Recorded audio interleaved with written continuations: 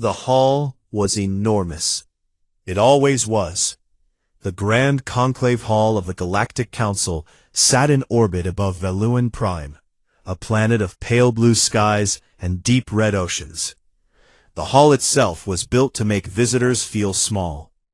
The ceiling stretched hundreds of feet above the floor.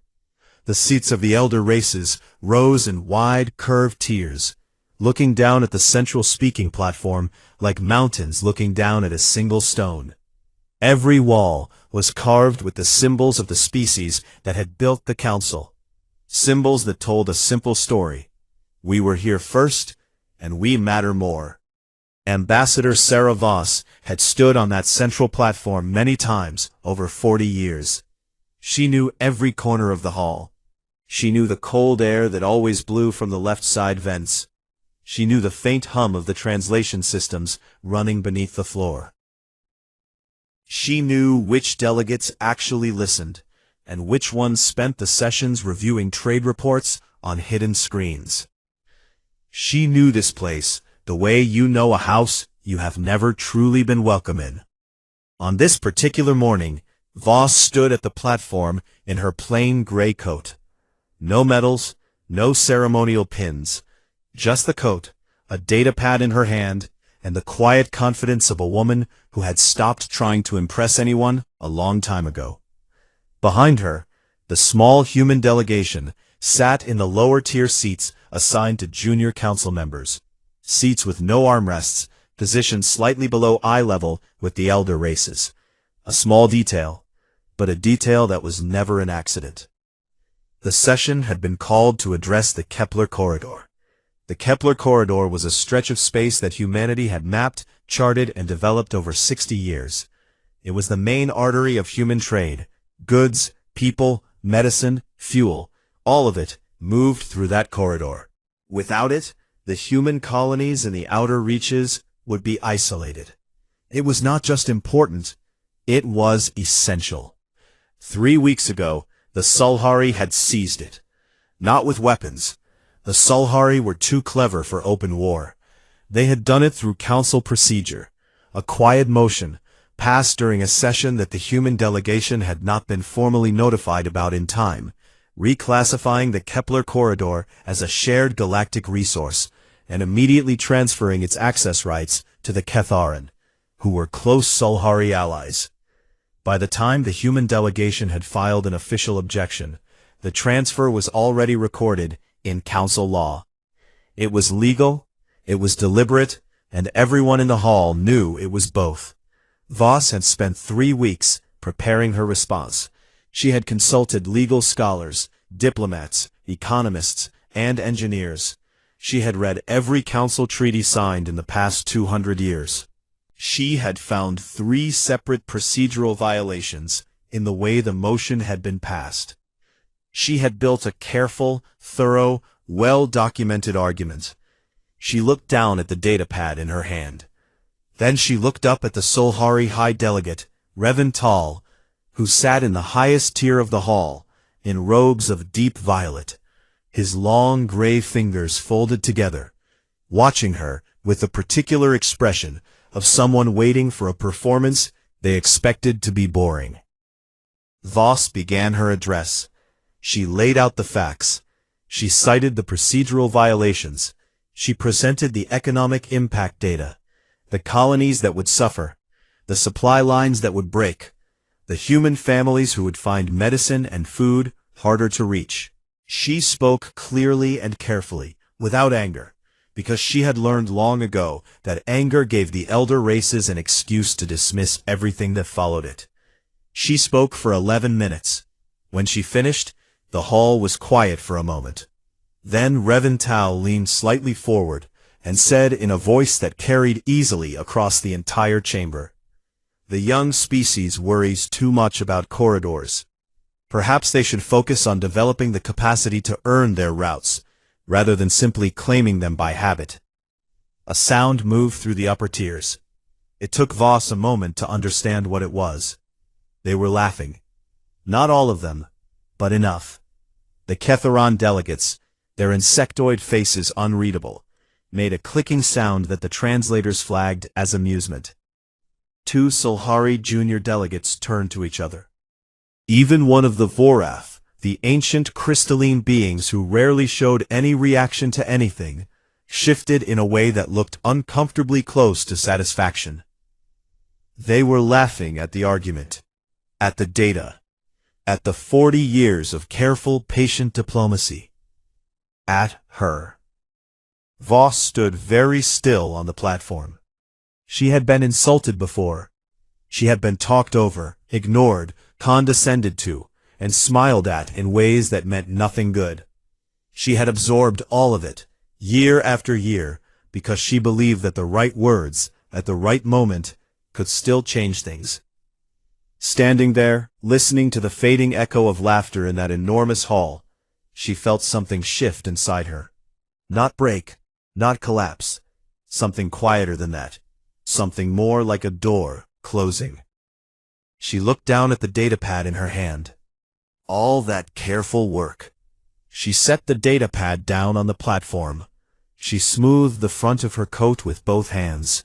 She looked up at the hall, at the tiers of delegates, the carved symbols on the walls, the ceiling so high it caught its own shadow. She looked at all of it for a long moment, the way a person looks at something they are seeing for the last time, and want to remember clearly. Then she looked directly at Revental, and spoke 7 words into the silence. Humanity will not be returning to this table. She turned and walked off the platform. The hall went very quiet. Behind her, the human delegation rose from their seats without a word, and followed her out. No one raised their voice, no one ran. They walked at a normal pace, in a single line, through the side exit, and into the corridor beyond. The door closed behind them with a soft sound. Back in the hall, no one moved for a long moment. Revental's expression had not changed. He looked at the empty platform, at the datapad Voss had left behind, and then at his fellow delegates.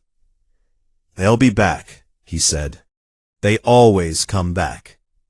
Several heads nodded. Of course they would. Where else would they go? The Galactic Council was the center of everything. Trade law, territorial rights, interstellar agreements. No civilization can survive outside it for long. Everyone knew that. On the deck of the UES Resolute, docked at the station just beyond the conclave hall, Voss sat in a chair by the viewport and looked out at the stars. She did not look angry. She did not look sad. She looked like a woman who had already made a decision and was now simply waiting for the rest of the universe to catch up with it. She pressed a single button on her wrist communicator. "Get me Secretary General Okafor," she said. The first sign that something was different came 3 days after the walkout. Every human ambassador across the galaxy packed their offices and went home. Not in a rush, not in protest. They packed carefully, shook hands where hands were offered, thanked their local staff, settled every open invoice, and left forwarding instructions for any mail that arrived after their departure. It was all very polite, very clean, the kind of exit you make when you do not plan to come back, but also have no interest in making a scene about it.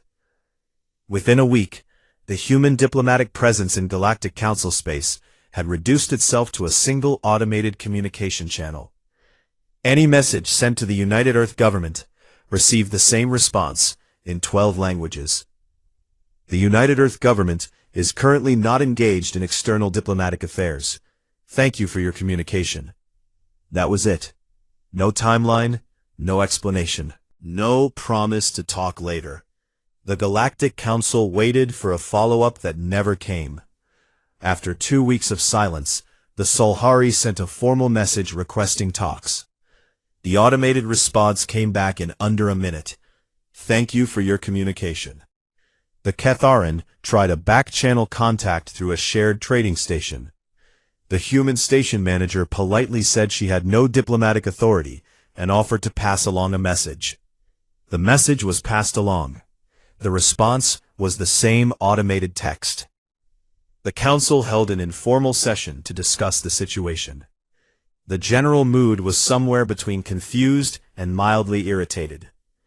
Revental told the room that this was a tactic, a pressure move designed to make the council feel guilty and offer a concession.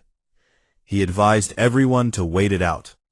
The humans would fold. Young species always got loud before they got quiet, and then they got reasonable. No one in the room disagreed loudly enough to matter. Meanwhile, on Earth, things were moving very fast and very quietly.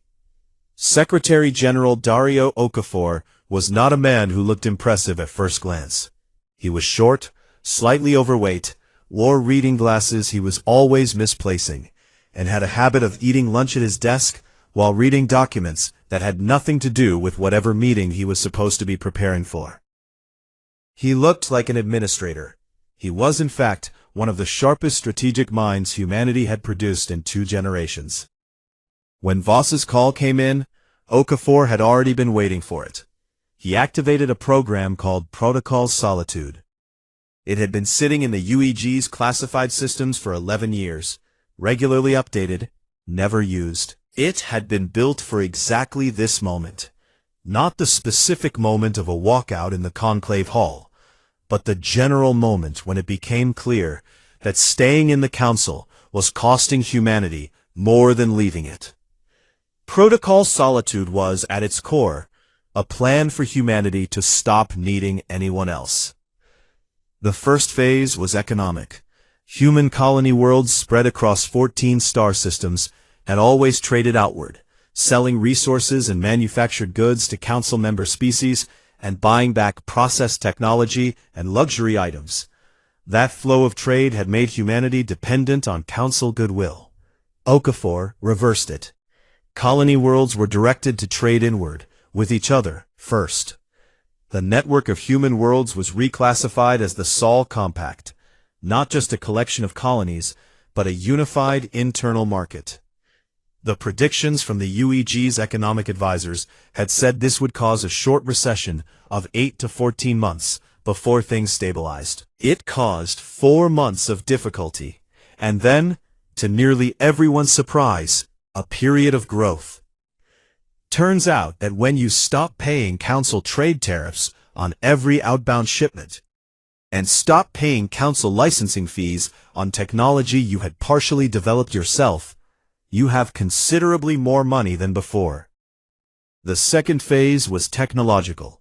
For 30 years, the Council's technology-sharing treaties had required member species to submit new developments for review before deployment. In practice, this meant that human engineers submitted their work to a council board dominated by Sulhari and Ketheron reviewers, who regularly delayed approvals, added conditions, or quietly absorbed the ideas into elder race development programs. Human researchers had learned over time to submit their second-best ideas and file their best ones away. Those filed-away ideas came out of storage. 3 generations of propulsion research that had never been approved for deployment were handed to the UEN shipyards at Titan. The engineers there looked at the files the way people look at gifts they didn't expect. Work began immediately. The shipyards ran day and night. New ships took shape in the docks, longer, faster, and built with armor configurations that didn't match any design in the Council's database, because the Council had never been shown the underlying research. The third phase was the one that no one outside a very small circle knew about yet. While the Council watched the front door for signs that humanity was about to knock and ask to come back in, Okafor's team was going quietly around the side of the building. There were other species in the Galactic Council who had not been treated well. This was not a secret. It was simply something no one talked about in sessions. The Rel, an amphibious people from a low-gravity water world, had been trying for 40 years to get Council support for a climate stabilization program on their home planet. The Dur, a nomadic species who traveled in large family fleets between star systems, had been classified as non-citizens by a council ruling that conveniently let elder race companies claim salvage rights on any Dur vessel that broke down in open space. The monarchy had applied for expanded territorial recognition 6 times. 6 times rejected. The Chivalry were still under post-war restrictions placed on them by a conflict that had ended 80 years ago. Restrictions that the Solhari kept renewing every decade because the Chivalry's home system sat next to a valuable mineral field. Human diplomats, not ambassadors anymore, just quiet individuals traveling on commercial vessels, began visiting these species. Not to negotiate, just to talk, to ask questions, to listen, to share, very carefully, what the Sol Compact was building and what kind of neighbors it was looking for. The conversations were long. There was justified suspicion. More than one meeting ended with a door politely but firmly closed. But some doors stayed open, and then some of those doors began to open wider. 6 months after the walkout, 4 mutual aid agreements had been signed between the Sol Compact and 4 species who had almost nothing in common, except for a long shared experience of being told their problems were not important enough to address right now. Back on Veluan Prime, the Galactic Council finally received a piece of intelligence that cut through Reventel's confidence like cold water. A data analyst working for the Council's Economic Monitoring Division placed a report on the High Delegate's desk. It was short. It said that human internal economic output had not contracted. It had grown by 34%. Without the Council. Revental read the report twice. He set it down. He looked at the wall of his office for a long time. He had been wrong about one thing. He had said the humans would fold. They were not folding. They were not even still at the table. They were somewhere else entirely, building something he hadn't thought to watch for. And they had been planning it for a very long time. The first ship appeared near the edge of the Drenova belt on a Tuesday morning. A Ketharan patrol vessel spotted it on long-range sensors and sent the standard identification request. The ship responded correctly, gave its registration, named its point of origin as New Brisbane Station in the Sol Compact, and stated its purpose as commercial survey operations in open space.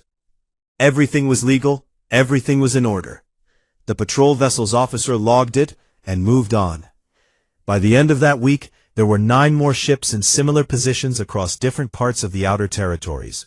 All of them legal, all of them quiet, all of them sitting at the edges of contested space, like people standing just outside a room, listening to a conversation through the wall. The Ketharan filed a report with the Council. The ships were not in violation of anything. They were in open space, which belonged to no one. They were not broadcasting anything unusual.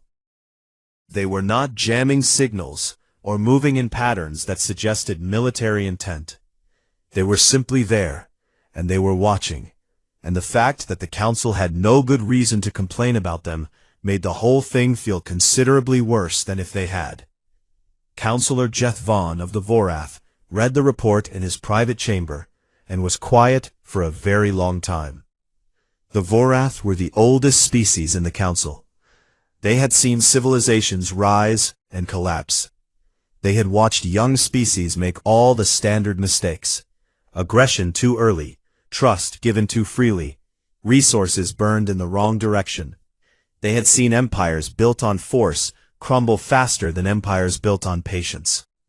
Jeth Vaughn had lived for 340 years, and had spent most of that time watching other people make decisions he could see were wrong, but had no authority to stop. He looked at the ship report again. Then he called for his research assistant, and asked for everything the Vorath Intelligence Division had on human technological development over the past 20 years. The files came back thicker than he expected. He read for 2 days without stopping. What he found rearranged several things he thought he had understood. Humanity's technological capability had been recorded in the Council database, based on what humanity had submitted for review. Jeth Vaughn had always assumed, in a general way, that there might be some gap between what was submitted and what was actually being worked on. All species had that gap to some degree. He had assumed humanity's gap was modest. Young species rarely had the organizational discipline to maintain serious long-term secret development programs. He had been wrong. The ships near the Drenova belt were not built from technology that had been submitted to any council review board. The propulsion signatures were different. The hull configurations were different. The power readings were higher than anything in the human technical catalog, by a significant margin. HFY ran the analysis 3 times to be sure. Then he sat back in his chair and thought about what it meant that humanity had been sitting in council sessions for 30 years with these capabilities filed away, saying nothing, acting smaller than they were. It meant they had been very, very careful and very, very patient. While HFY was reading, the Council's Intelligence Division was also receiving reports from a completely different direction. The REL ambassador to the Council, a quiet individual named Sarah Doss, who had been filing the same climate stabilization request every 2 years, since before Revental had taken his current position, suddenly cancelled her latest scheduled submission. When a council clerk asked if she wanted to reschedule, she said politely that the REL were currently exploring alternative arrangements and would be in touch. No one thought much about it at first. The REL were a minor species. Their requests were minor. Their votes were negligible. Then the Dur Family Fleet Councils sent a joint communication to the Council's Citizenship Tribunal. They were withdrawing their pending recognition applications. All 47 of them. The communication was short and gave no reason beyond the statement that the applications were no longer relevant to Dur interests at this time. 3 days later, the monarchy announced they had entered into a mutual aid agreement with an unnamed partner and would be reviewing their council membership status. The Chivari Foreign Office sent a note to the council's legal division asking for a full copy of all post-war restrictions currently applied to their home system. The legal division sent the files. The Chivari Foreign Office sent back a single-line response. Acknowledged. Thank you. Revental called an emergency meeting of the senior council delegates and put all of it on the table. He went through each piece of information one at a time. The strange ships, the economic growth, the vanishing minor species, the technology gap. He laid it out clearly and asked the room what they were looking at. The room was quiet for a moment. Then a young Salhari delegate named Caraval said what everyone was thinking but no one had wanted to say out loud. They've been building a coalition, while we were waiting for them to come back. The silence that followed was a different kind of silence. It was the silence of people adjusting to new information that made past decisions look very different in hindsight. The Ketheron primary delegate, a large insectoid named Hrock, made the clicking sound that his species used for serious thinking. He had run the numbers on the Kepler corridor situation. The original seizure had been designed to put pressure on human trade, reduce their options, remind them of their dependency, bring them to the table in a weaker position. It had assumed that the Kepler corridor was irreplaceable. He pulled up a new set of sensor reports that had come in that morning. Human engineering platforms, automated, unmanned, working continuously for what the timestamps suggested had been at least 7 months, had been constructing a new transit corridor through a different region of space. The new corridor was shorter, more efficient, better positioned relative to the outer human colonies. And it had been built entirely on routes that fell under pre-council territorial survey rights that humanity had registered decades ago and never used. The Kepler corridor seizure had been the Salhari's great move, their show of strength, their reminder of who held the real power. Humanity had not argued against it. They had not filed more complaints. They had simply built around it, the way water moves around a stone in a river, finding a new path without wasting energy on the obstacle. Hrock set down his report. He looked at Revental. The pressure we put on the corridor, he said slowly, it no longer applies to them. Revental said nothing. Outside the council station, far across the dark between stars, the human ships sat at their quiet positions, watching. They did not need to do anything else. The council was doing the work for them, staring into the gap between what they had assumed and what was actually true, and finding it far wider than anyone had thought. The universe had not changed. The humans had simply stopped pretending to be smaller than they were. And now that the pretending had stopped, everyone was getting their first real look at what had been standing there all along. It was considerably larger than anyone had expected. The emergency session was the first of its kind in 200 years.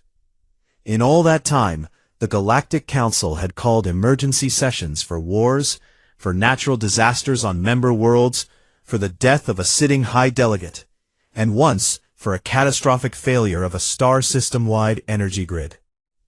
Those were real crises, visible ones, the kind where the problem was obvious, and the only question was how fast you could respond to it. This session had been called because of the absence of one species.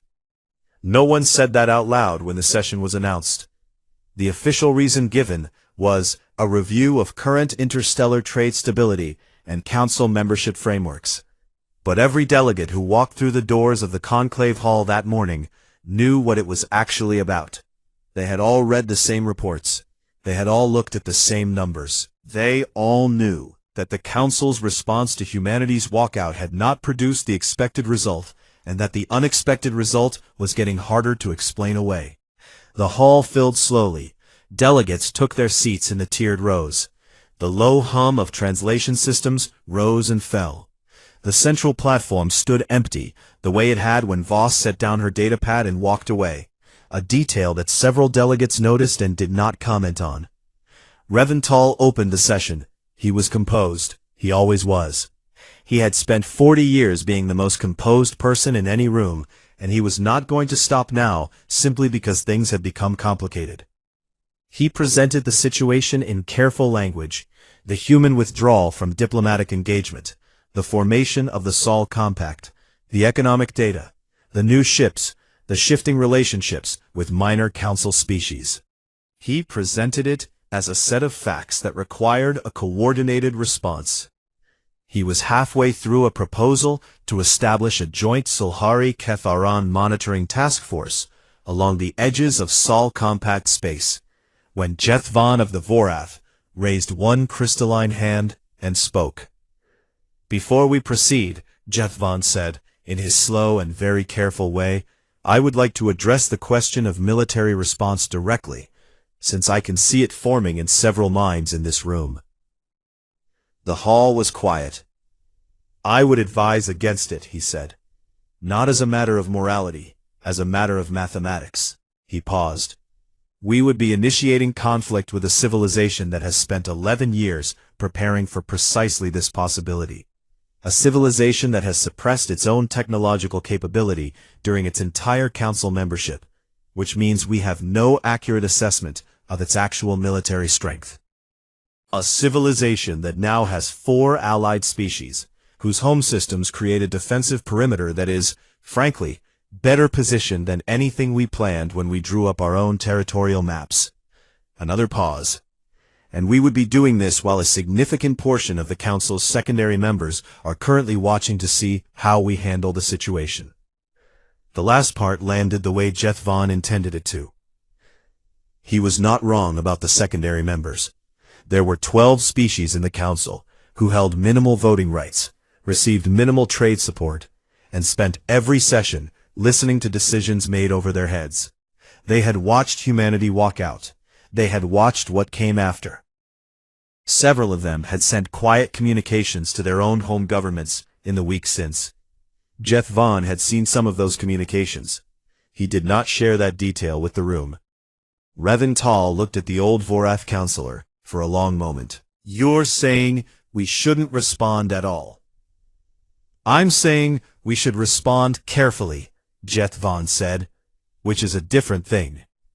The session broke into smaller arguments. This was the part that never made it into official records. The raised voices in the pauses between formal addresses. The quick side conversations between delegates of the same species. The moment when the careful procedural language fell away and people said what they actually thought.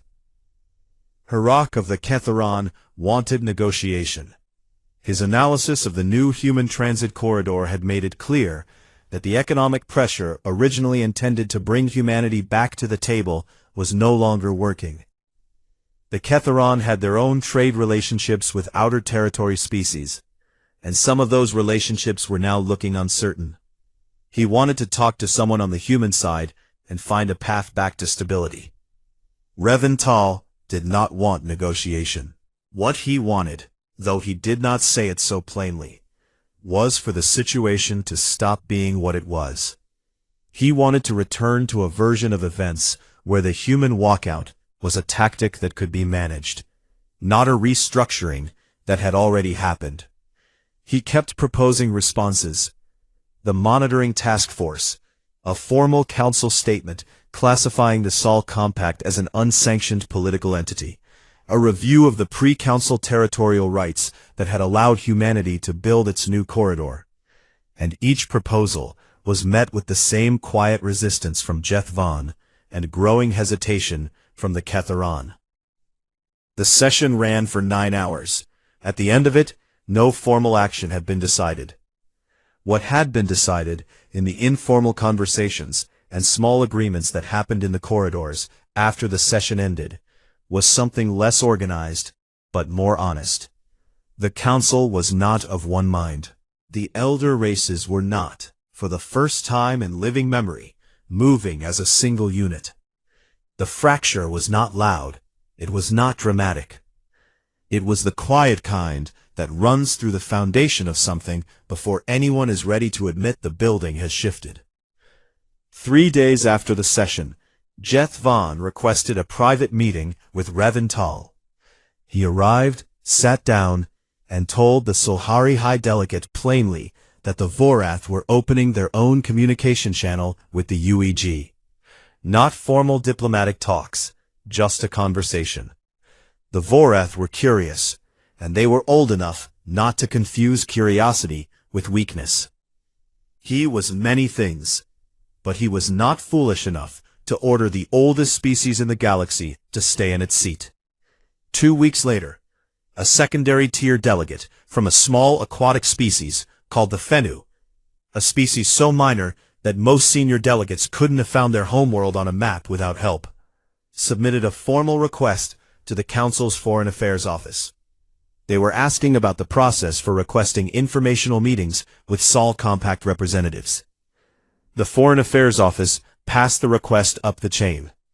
It sat on Revental's desk for 4 days before he signed the referral, because there was no legitimate reason to deny it, and denying it without a reason would only draw more attention. The request was processed. A message was sent to the Sol Compact contact channel. The response came back in 3 hours. It was not an automated message. It was a real reply, short and direct, offering a meeting date, a location, and the name of the human representative who would attend. Revental read the response. He read it again. Then he called his senior aide and told her to draft a formal communication from the Council to the United Earth Government. Not a summons, not a demand, not a notification. The aide asked what category to file it under. Revental was quiet for a moment. "There isn't one," he said. "Just write it." What came out of that drafting session was something the translation system flagged with a note attached. The note said, "No standard template exists for this message type. Approximate rendering based on language context. Request for return. Tone classification, humble." The message was sent. It traveled across a long stretch of space to a building in New Geneva where Secretary General Okafor was eating lunch at his desk. He set it down. He looked out the window at the city below for a while, at the ordinary afternoon light, and the people moving through the streets of a world that had, some years ago, quietly decided to stop asking permission. He told his aide to hold all responses to the council communication. Not that day. Not the next day either. He would reply when the time was right. And the time he had decided was not right quite yet. Kethara Point was nobody's favorite station. It sat at a junction of 3 minor trade routes, far from any major population center, and had the general atmosphere of a place where people stopped because they had to, not because they wanted to. The docking bays were clean but old. The food at the station's single restaurant was reliable but uninspired. The lighting in the main corridors had a faint yellow tint that made everyone look slightly tired. Ambassador Sarah Voss had chosen it herself. She had chosen it because it was neutral, not claimed by the Council, not inside Sol Compact space, not associated with any of the species involved. She had chosen it because it was small, which meant the meeting could not be made into a spectacle without a lot of effort. And she had chosen it, in part, because it was the kind of place where the Galactic Council's senior delegates would feel slightly uncomfortable, which she considered a reasonable starting condition. Okafor had finally replied to the Council's message 11 days after receiving it. His reply was short. 1 meeting. Kethara Point. Human selected date. Human set agenda. No Council procedural rules. The delegation from the Sol Compact would arrive at their own time and leave at their own time. If those terms were acceptable, the meeting would happen. If they were not, the automated response channel was still available. There had been considerable internal debate within the Council about whether to accept those terms. Revental had argued against them. Accepting the conditions was an acknowledgement of changed status, and he didn't want that acknowledgement on record. Harak had argued for them. Not accepting was a guarantee that nothing would improve. Jeth Vaughn had said nothing, which in Avorath meant the same thing as agreement. The terms were accepted. The Council delegation arrived at Kethara Point first. Revental was there, with 2 Solhari aides. Harak came with 1 Ketharon colleague. Jeth Vaughn came alone, as the Vorath always did. 2 minor species delegates had asked to observe, and been allowed to sit in the room, but not at the table. They sat against the far wall, and said nothing, and watched everything. The Sol Compact delegation arrived 40 minutes later. Voss came through the docking bay door first, in the same plain gray coat she had worn in the conclave hall 11 months ago. Behind her came a human team of 6, legal experts, economists, 2 diplomats, and then, after them, the others. Sarah Das of the Rel walked in with quiet dignity, her amphibious skin catching the yellow station light and turning it something closer to silver. 2 Dur Family Council representatives followed, tall, rangy people with the easy, adapted posture of those who had spent generations living in ships. A Monaki delegate came next, compact and dark-eyed, with the careful stillness of someone who had waited a long time for this room. Last came a young Shivari woman in a plain suit, carrying a thin case of documents, her expression calm and unreadable. The Sol Compact sat down together on one side of the table. The Council sat on the other side and looked at the collection of faces across from them, and understood, in that moment, something that reports and intelligence briefings had said, but not quite communicated. Humanity had not just left, it had built something. The people sitting across the table were not separate delegations. They moved with the ease of people who had been in many rooms together, who had learned each other's silences and what those silences meant. Voss opened the folder in front of her. "Thank you for coming," she said, and the words were polite, but the tone was the tone of someone who is about to tell you the rules of a room they own. "We have 4 items to discuss. I'll go through them, one at a time." The first item was the transit corridors. Humanity was requesting full and permanent sovereignty over all Sol Compact trade routes, including the newly constructed corridor, with a binding Council acknowledgement that those routes were not subject to reclassification or reallocation by any Council body, now or in the future. The legal language was 22 pages long. The summary was simple.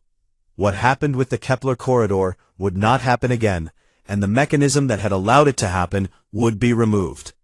Revental began to frame an objection. Voss slid a secondary document across the table, a projection of what Sol compact trade infrastructure would look like in 15 years if the current development pace continued. The projection was not framed as a threat. It was framed as information.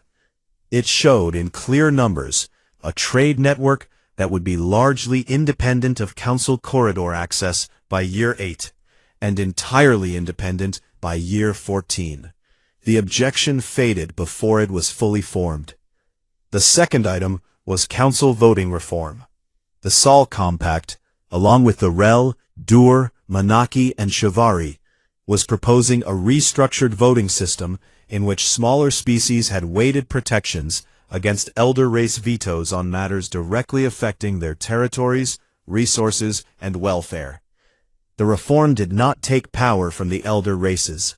It simply made it harder to use that power against species who had no realistic way to push back. Harak looked at the proposal for a long time. His people were not the target of the reform. But he was old enough and clear-eyed enough to understand that a council where smaller species were protected was a more stable council than one that kept generating quiet resentments until they became rooms like this one. He said he would need time to review the specific language, but the principle was acceptable to the Kefaran. Revental's expression did not change, but something behind his eyes shifted very slightly. The third item was the one that made the room uncomfortable. Voss placed a document on the table and said, in a level voice, that the Sol Compact was requesting a formal acknowledgement, written, signed, and archived in the Council's permanent record, that the trade sanctions, territorial restrictions, and technology review delays applied to humanity over the course of 30 years of Council membership had been unjust, politically motivated, and inconsistent with the Council's own founding principles. Revental said, "That is not something the Council can agree to." Voss looked at him. She did not argue. She moved the document to one side and placed another one on the table. It was a timeline. It documented every sanction, every delay, every blocked vote, every procedural move made against human interests over 3 decades, with dates, session records, and the names of the delegates who had proposed each action. It had footnotes. It had cross-references. It was, as a piece of documentation, close to perfect. This timeline, Voss said, is going to be published regardless of the outcome of this meeting. It will be available to every species in Council space, and to every species outside it. The only question is whether the Council's response to it is in the same document or in a separate one. The room was very quiet. Jeth Vaughn, who had not spoken since sitting down, said quietly, "Revental, accept the acknowledgement." Revental sat still for a long moment. Then he nodded, once, a small, tight movement. The fourth item was technology exchange. Equal terms, equal review timelines, equal access. No more submission processes designed to slow human development while elder race reviewers absorbed the research. Harak agreed to it immediately. The Solhari took longer, but the math was simple. The technology they had been suppressing was already deployed in Sol Compact space. There was nothing left to hold back. The meeting lasted 4 hours and 12 minutes. When it ended, the documents were signed. The Council members gathered their papers and stood. The 2 observer delegates from the minor species sat very still in their chairs against the wall, and one of them, a young being from a small world whose name most of the elder race delegates couldn't remember, had tears running down the side of her face, which she was making no effort to hide. In the corridor outside, as the delegations moved toward their separate docking bays, a young Rel diplomat named Kahlo fell into step beside Voss. He had been part of the Rel delegation and had not spoken during the meeting, But he had watched everything with sharp, careful eyes. "How did you know it would work?" he asked, walking away, staying quiet, all of it. "How did you know it would end here and not somewhere much worse?" Voss was quiet for a moment, considering the question honestly. "We didn't know," she said. "Not for certain. There were months when it could have gone badly. There were decisions we made that we were not sure about." She paused. "But we had spent 30 years learning exactly what the Council valued and what it feared. And we understood that the one thing it couldn't manage, the one thing none of them had a plan for, was simply not being needed." Kahlo thought about that. And the silence? 11 months of saying nothing? Voss almost smiled. Silence is a message. It just doesn't have a template. She turned toward the docking bay, where the UES Resolute was waiting. Through the station's small viewport at the end of the corridor, the stars were hard and clear and very far apart, the way they always were, the way they would always be. Behind her, the delegation followed, Human, Rel, Dur, Manaki, Shivari, all walking at the same pace, in the same direction, toward the same door. The map had changed, and they had changed it themselves, without asking anyone's permission, and without raising their voices to do it. That, in the end, was the whole story.